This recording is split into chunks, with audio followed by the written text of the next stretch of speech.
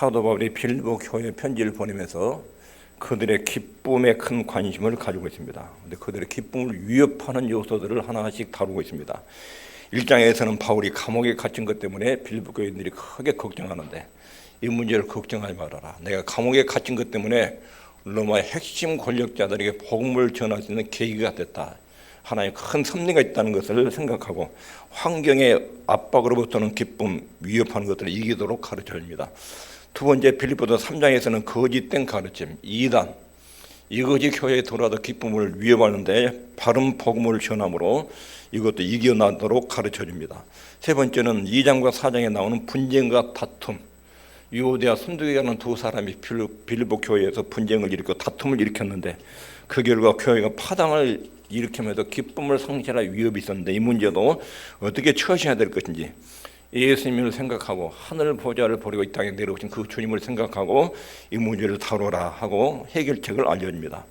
그리고 오늘 본문에 와서는 염려, 이 염려 문제는 환경에서 일어나는 횡포, 우리가 살아가는 이 주변 환경에서 우리가 횡포를 부리는 것 때문에 발생하는 염려, 이 염려가 우리 마음의 기쁨을 위협하는 요인인데 이것을 어떻게 다루는지 염려를 다루는 방법들을 잘 가르쳐줍니다. 바울은 하나님의 자녀들이 이 땅을 살아오는 동안 고난을 극복하는 방법들을 상세하게 알려줍니다.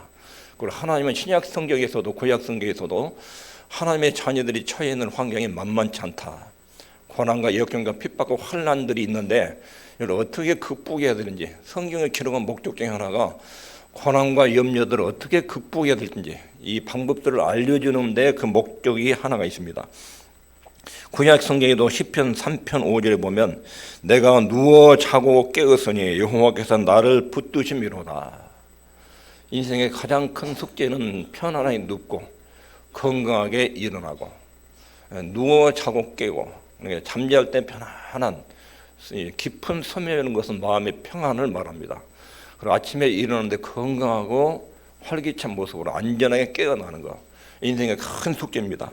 시편 3편 시를 지은 사람은 원수들과 곤란과 시련에 둘러싸여서 마음이 많이 산만했습니다.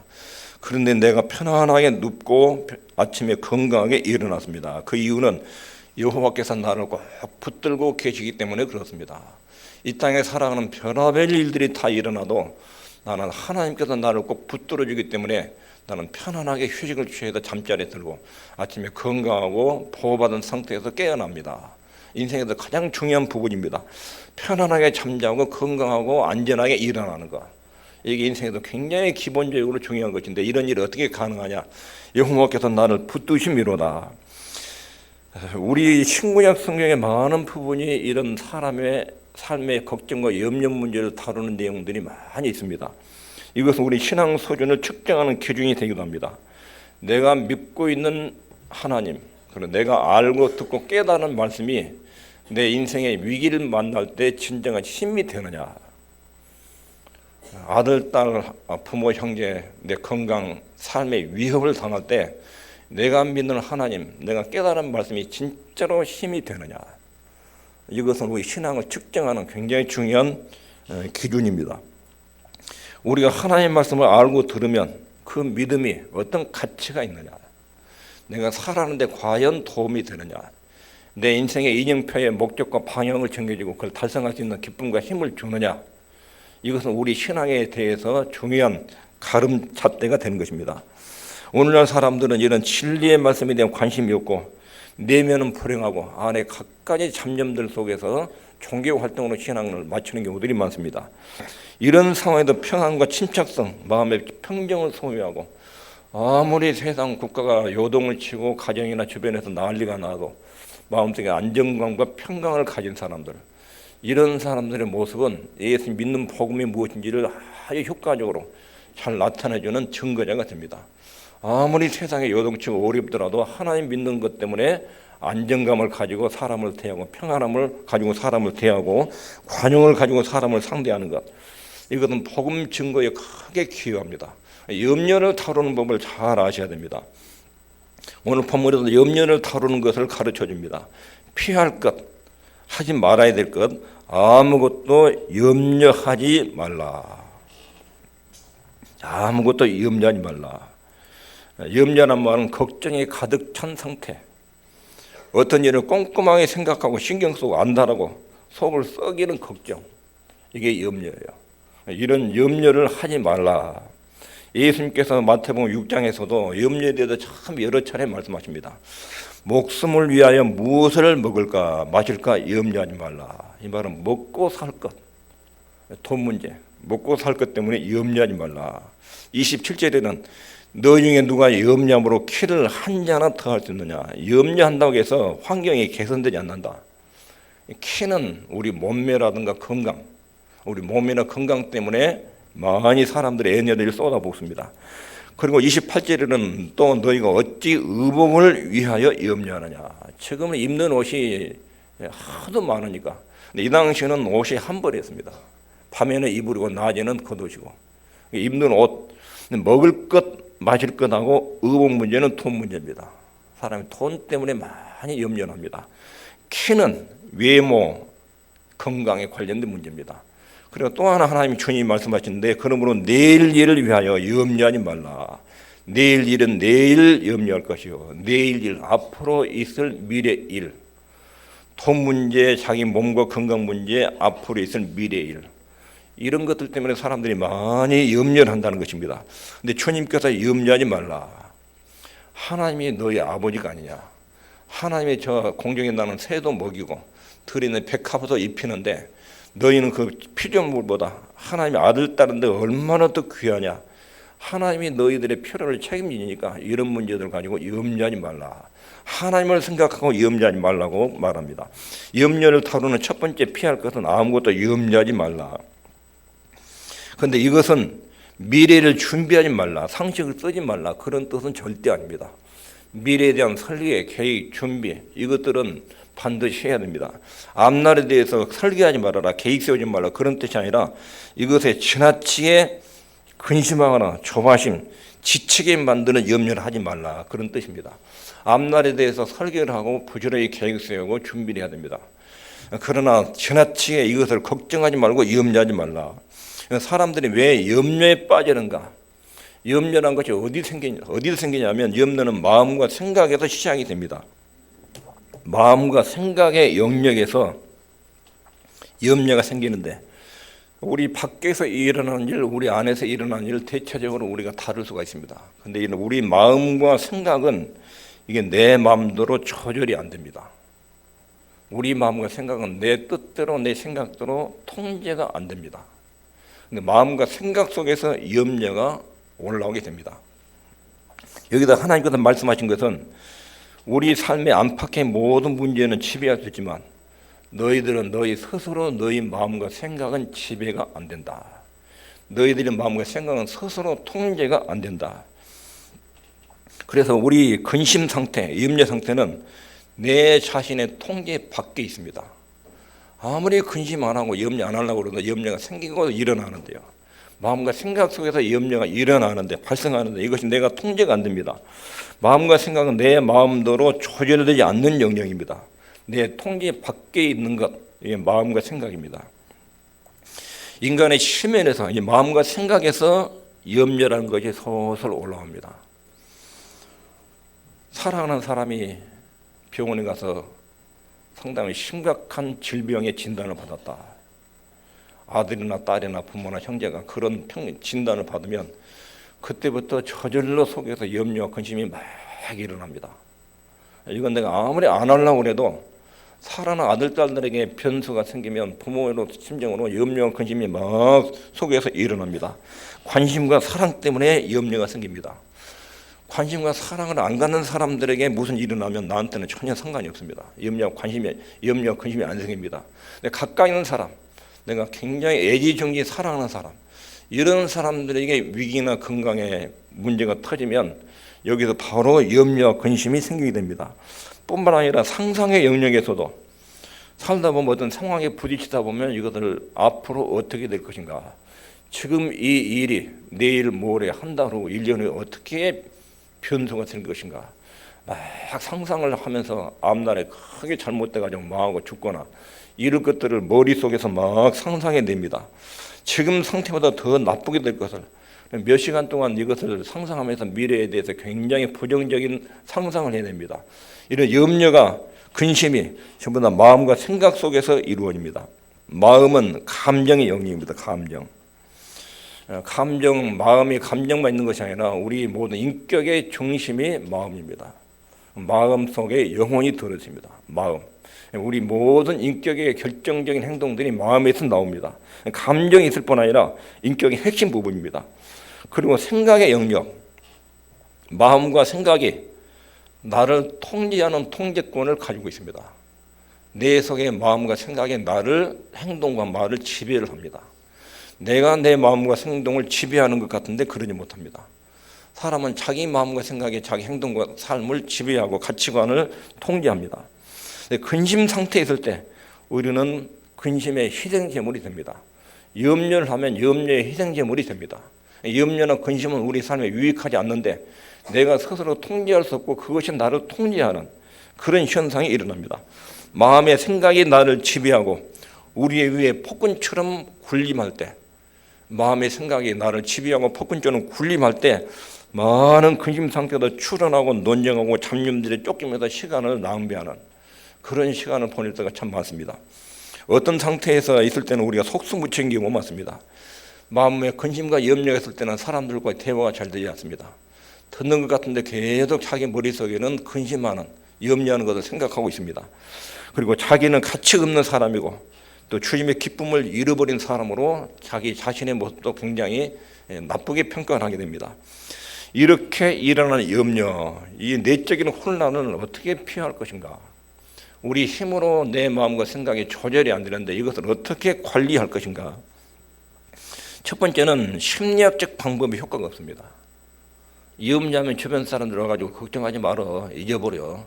염려한다고 무엇이 잘 돼? 하나도 해결된 게 없으니까 염려하지 말어. 아무리 그렇게 말해도 염려, 걱정이 사라지지 않습니다. 심리적으로 적극적인 사고방식으로 걱정을 그치십시오. 걱정하지 마십시오. 그런데 술과 마약에 중독된 사람에게 술 끊어, 마약 끊어. 굉장히 쉬운 말인데 이 사람들은 불가능해요. 알코올 중독 스스로 끊어내지 못합니다. 마약 중독도 자기 힘으로 끊어낼 수가 없습니다. 강제로 붙들어가지고 수용소 같은 데 집어넣고 치료 프로그램을 돌려야 해결이 되지 혼자는 절대로 안 됩니다. 염려나 근심도 마찬가지입니다. 옆에서 아무리 걱정하지 마라, 염려하지 마라. 걱정해도 염려도 하나도 달라지고 좋아진 것이 없어. 이런 이야기는 전부 다 심리적인 방법이에요. 적극적인 사고방식. 이것으로는 염려가 해결이 안 됩니다. 옳은 말이고 건전한 상식인데 염려와 근심이라는 것은 사람들의 이런 말로 해소가 되지 않습니다. 그리고 그런 말로 염려를 근심을 이길 만한 힘도 나오지 않습니다. 우리 속에서 요동치고 있는 마음과 생각의 힘을 깨닫지 못하고 있기 때문에 그런 것입니다. 우리 속에서 일어나는 마음과 생각 속에 일어나는 근심과 염려는 굉장한 힘을 가지고 나를 지배하고 횡포를 부립니다. 그 정체가 그냥 가볍게 다뤄질 만한 한마디 한두 마디 말로 다뤄질 만한 그런 정도의 약한 것이 아닙니다.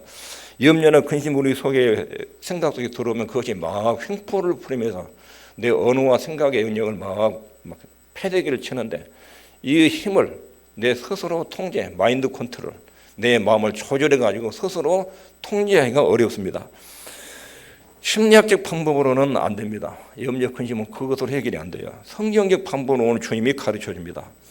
기도해라, 간구해라, 감사해라. 이게 염려를 다루는 정확한 방법입니다. 지극히 중요한 원리, 너희 구할 것을 하나님께 아뢰라. 염려의 문제를 다루는 법을 아주 정확하고 자세하게 알아야 됩니다. 고통을 당하고 있는 많은 사람들이 탄식하면서 이렇게 말합니다. 이거 이겨내기 위해서 난 노력도 참 많이 했습니다. 기도도 많이 했는데 안 됩니다. 나한테 기도하라고 하지 마십시오. 기도해도 여전히 그대로 있습니다.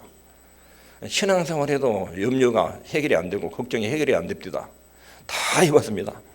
그런데 하나님은 그런 우리를 잘 아십니다. 그리고 특별 공고를 하지요. 읽겠습니다. 시작. 아무것도 염려하지 말고 오직 모든 일에 기도와 간구로 너희 구할 것을 감사함으로 하나님께 아뢰라. 그래서 기도, 간구, 감사를 분리해서 쓰고 있습니다.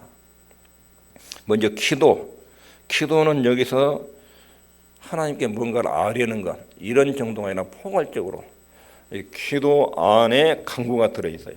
이 기도는 하나님을 대면하다, 예배와 경배를 포함하고 있어요. 하나님을 대면하고 그분의 임재 속으로 들어가라. 하나님 앞에 나가서 그분을 만나고 예배하고 경배하라는 것입니다.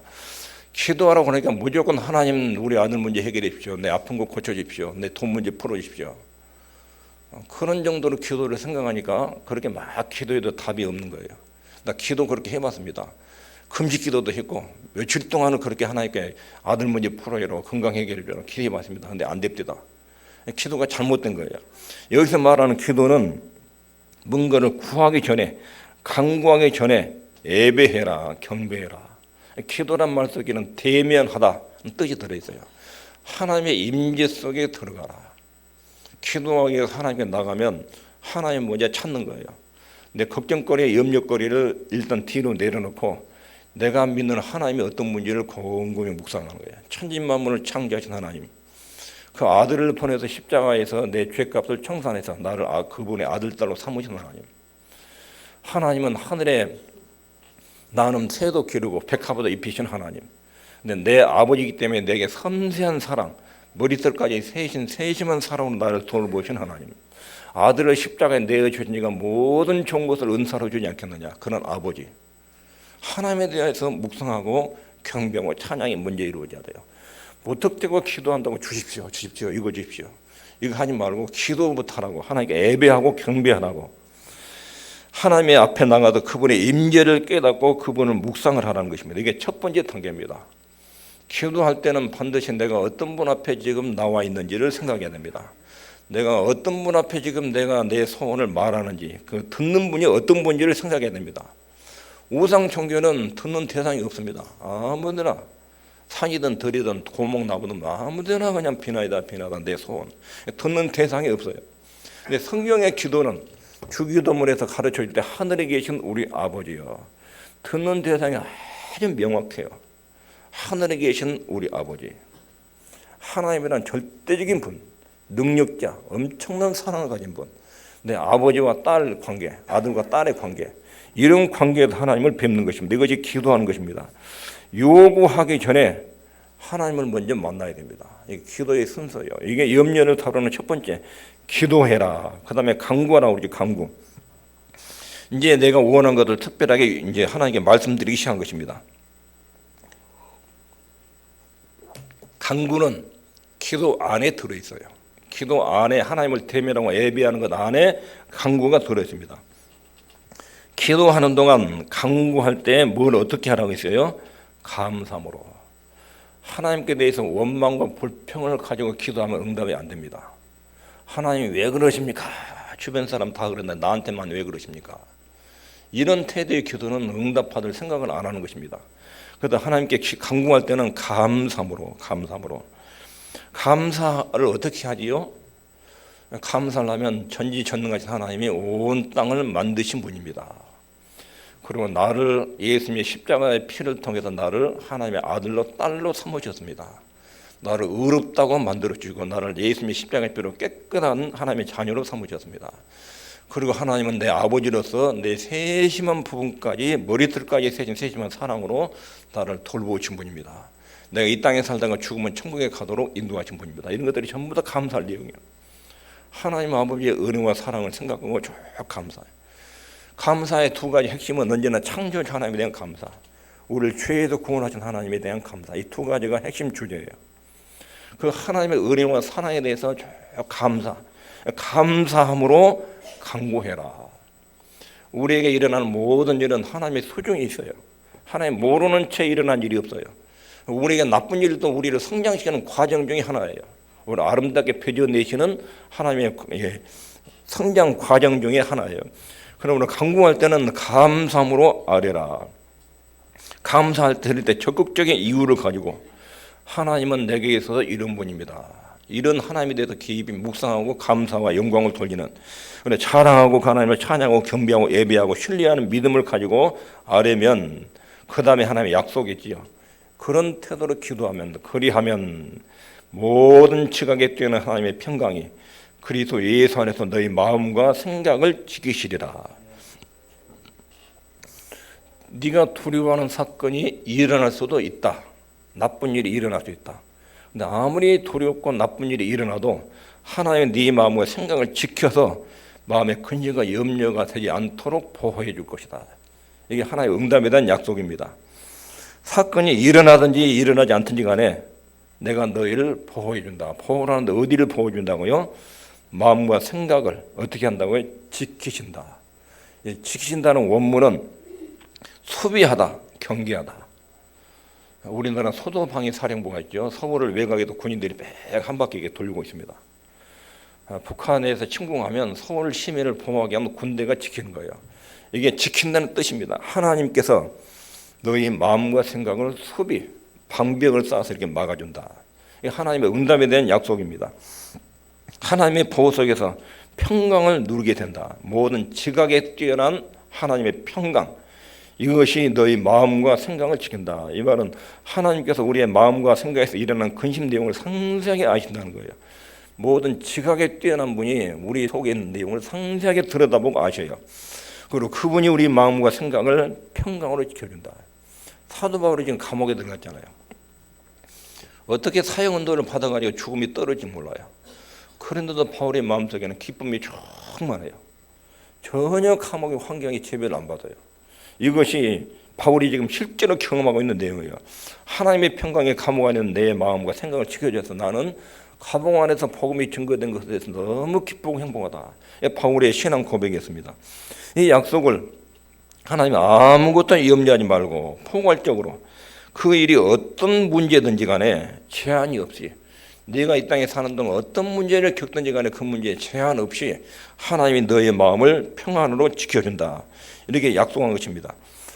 우리 찬송가 470장 내 평생에 가는 길, 이 찬송을 지은 분이 서페포드라는 집사님인데 미국의 대화재 때문에 자기 집이 여러 채가 불타버렸습니다.